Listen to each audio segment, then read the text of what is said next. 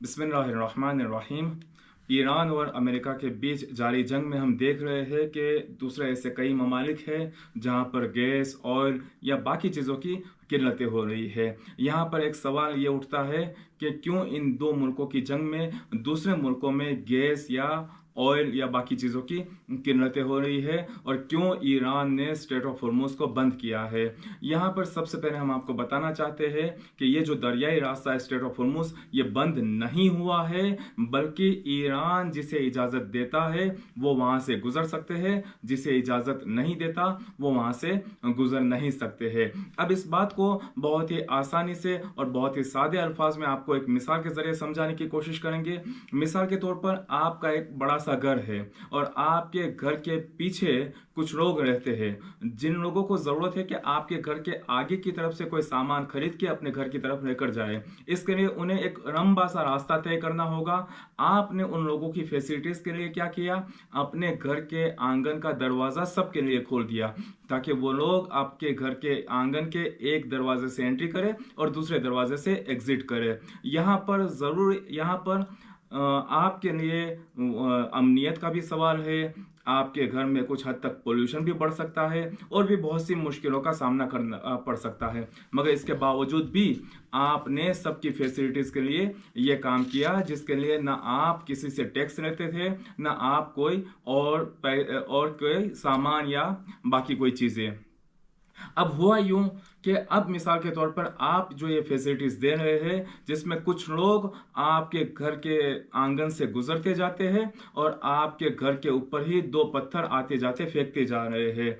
तो और ऐसे में कुछ ऐसे लोग हैं कि जो पत्थर तो नहीं फेंक रहे हैं मगर पत्थर फेंकने वालों की मदद कर रहे हैं। तो कुछ ऐसे लोग हैं कि जो ना पत्थर फेंक रहे हैं ना पत्थर फेंकने वालों की मदद कर रहे हैं मगर खामोश तमाशा देख रहे हैं। मगर फिर भी आपने इन सारी मुश्किलों को सहते हुए, इन सारी चीजों को देखते हुए भी इन सबको इजाजत दी थी ताकि सबको एक लंबा रास्ता तय ना करना पड़े। मगर फिर होता यह है कि एक दिन वो पत्थर फेंकने वाला आपके घर के किसी बुजुर्ग को एक बड़ा सा पत्थर मार दे।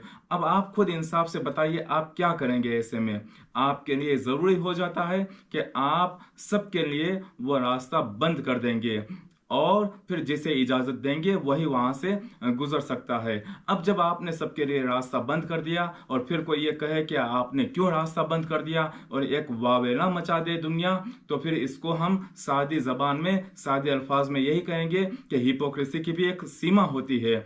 और जब ये पत्थर फेंक रहे थे, जब ये जुल्म कर रहे थे, तब कुछ लोगों ने साथ दिया तो कुछ लोग खामोश तमाशाई बने बैठे, यहां तक के यूएन भी खामोश रहा।